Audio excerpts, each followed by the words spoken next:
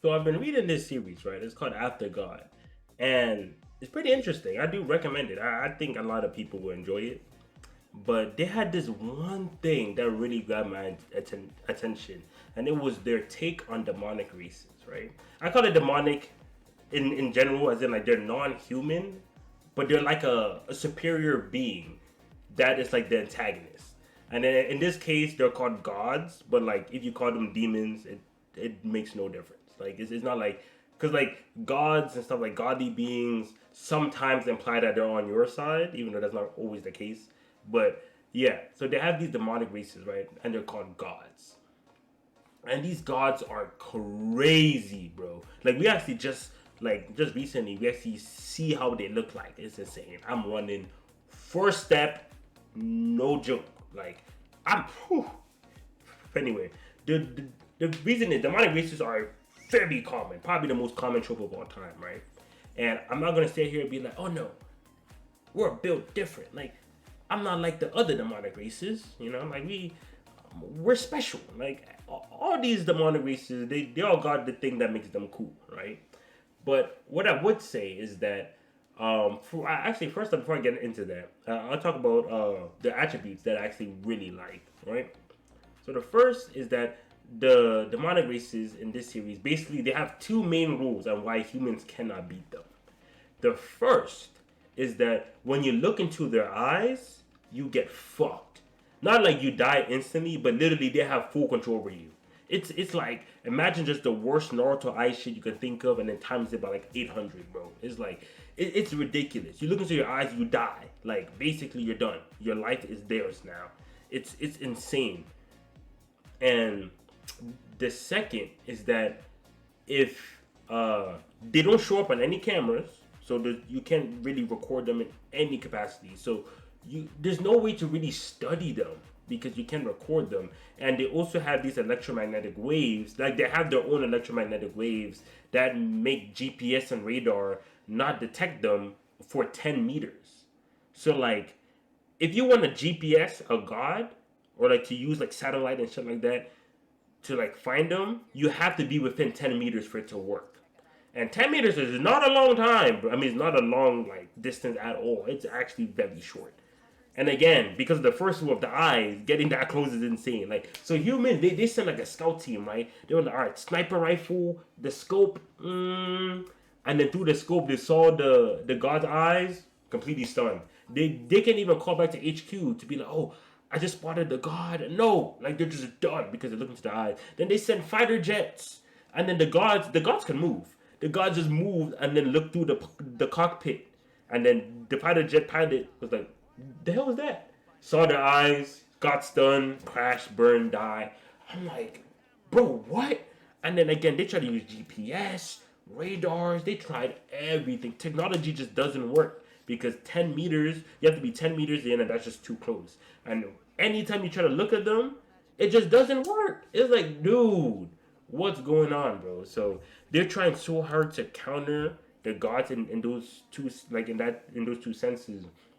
And again, it's that difficult, and I found that pretty cool. Instead of making the gods like some like we're just super strong, no one can touch us. I mean, that's also true. But the fact that it's like a 10-meter electromagnetic wave thing, and the fact that you look at them in the eyes, you're just done. Like those two rules make it that humans have never beat them even once. Like they've never had like a victory or hit them even once.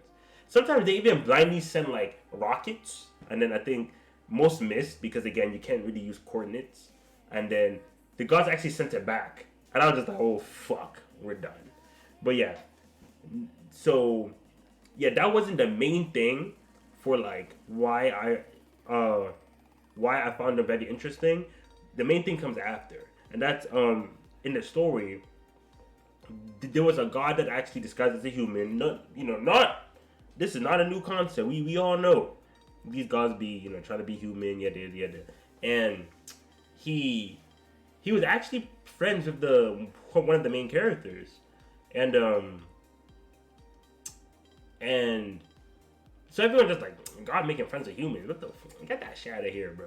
And then this guy was fighting the god, and then like as he was fighting, because like gods have their own kind of like home, right? Their own territory, and if they leave that territory, they do get weaker. And they thought gods who usually don't leave that territory at all. So they're all right. Gods don't leave the territory at all. So maybe they get weaker. Yeah, they probably get weaker when they leave. And there are some signs that backs that they're the strongest when they're in their territory, and that's probably why they don't leave. But the god that left was still fairly, like, he was still stronger than almost every human. So the guy's like, damn, wait. So even if you're weaker, you're still stronger than like most humans. So it's like, why don't y'all just leave? Like, what the hell? And then he also realized that the guy wasn't actually lying about his him being friends with like the MC, or him thinking of the MC as a friend. And then the guy's just like, huh, this god is actually being like more like human in a way. Like, they're not these crazy demonic. I mean, they're still crazy demonic, but like he's actually showing like human shit that we've never seen before. After he left his territory for a while, and then he's just like, huh. And then like the more he was thinking about it, like he was looking back at all the hints. He's just like, wait, is it possible that the gods don't leave their territories not because they get weaker, but because if they interact with humans, they gain more humanity and eventually turn into a human and lose their godliness? And like, that's the theory, right?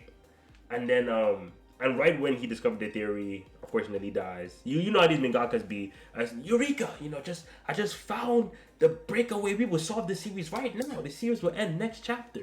Let me just give this information to the MC. I'm gonna run very slowly, and boom, gets capped. And then you're like, damn, now we gotta go on for like 5 more arcs because you fucking died. It's the same shit.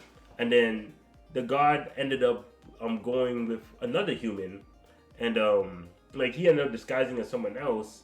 And then because like the person he disguised as had a fiance, right?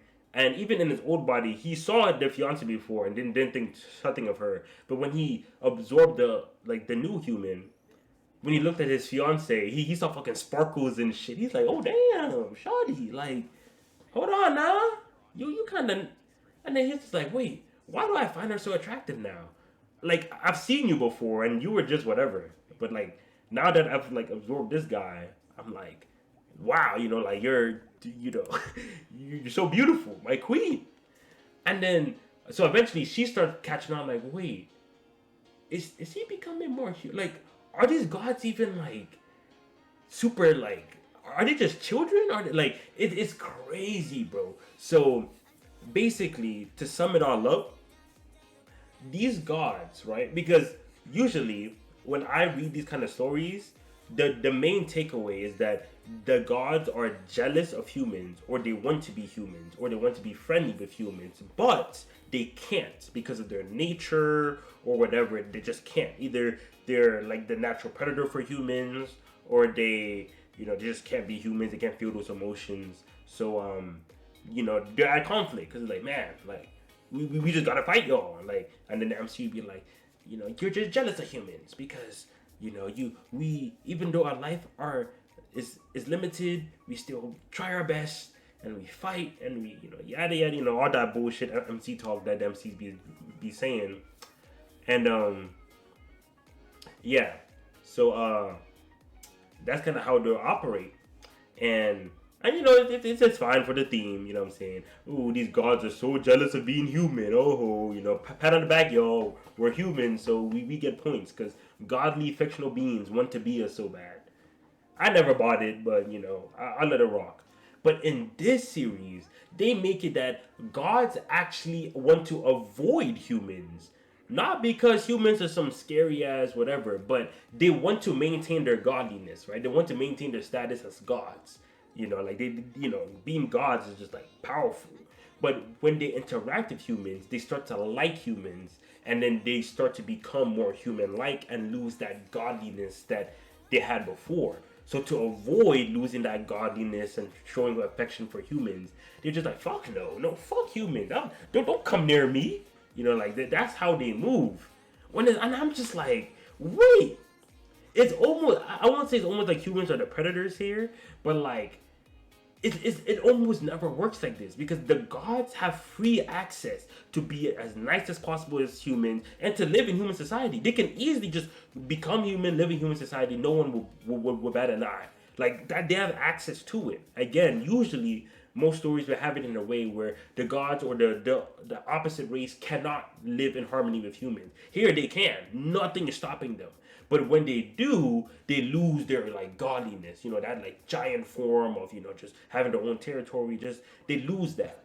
And they don't want to lose that. So they're like, fuck humans. Hell no. Stay away from me. I ain't being your friend. Fuck no. So I find that so interesting. Like, I'm like, wow. You beat them by being their friend? Like, it sounds corny, right? But nah, I'm thinking like, this is interesting, dog. I wonder how they take it, because again, these are just theories. This is just how the series is being set up. We don't know 100%, it's not concrete, but it's most likely that's how it's going. And I'm just like, yeah, this is some good shit, bro. Like, that'd be interesting. Again, I don't see this often. I usually see just like in FMA, some Chimera was jealous of humans. In Tokyo Ghoul, the ghouls cannot physically live with humans, at least for most of the series. They just couldn't, you know what I'm saying? Like, there's always that race where, like, they just can't. But here, oh man, they have full access. They just don't want to, bro. Like, I can be friends with y'all. I can live in harmony. I could be in peace with you guys, but fuck y'all. I want to maintain my godliness. I ain't going 10 feet within y'all. And yeah, I find it pretty cool because the gods are so much stronger than humans. It's ridiculous. Like, it's so ridiculously skewed in their favor, yet they're still trying to avoid humans because as soon as they start having some affection for humans, or they start saying, "Oh man, this guy's not too bad. Why are we harassing them? Why are we oppressing these humans, bro? They kind of cool. What's up, dude?" As soon as they start doing that, bro, GG's. Your 10,000 power level now looking like 500, bro. And a few more daps, bro, start looking like 10, bro. Start looking like 5. So that's why they're trying to avoid it off pure selfishness. So yeah, I found it pretty interesting that again they want to avoid humanity off their own. Like they want to maintain themselves. They don't want to be fucking human. Because again, a lot of these series, man, they always make humans like their pinnacle. Like like I'm taking divine beings that live forever being jealous of humans. Like I never understood that. Why are you jealous of us, bro? We're nothing special. Like, no, but you're special. You only live for like 70 years now, and you use every year, to your best. And no, that's a lie. Niggas waste so much time procrastinating, bro. We don't use every year. Anyway, I'm not getting to that. But yeah, so yeah, the fact that again these gods are avoiding humans by choice, not because they have to, and it's not because humans are like the humans are the gods now. No, the gods are literally so much stronger than the humans, but they could still make peace with them, but they don't want to. They just want to maintain themselves, chill, vibe in their territory, and yeah, just chilling.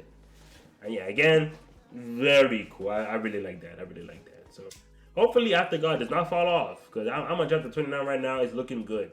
I'm liking where it's going. I'm liking the world building. I'm liking the story. It's just cool so far, man. Big fan of it, and I have high hopes. So I hope y'all could actually check it out too. After God, I spoiled a lot, but y'all weren't gonna read anyway. So fuck it, fuck y'all. But yeah, that's about it. Thanks again for peeping, and shout out After God, man. Shout out. Catch y'all later. Peace.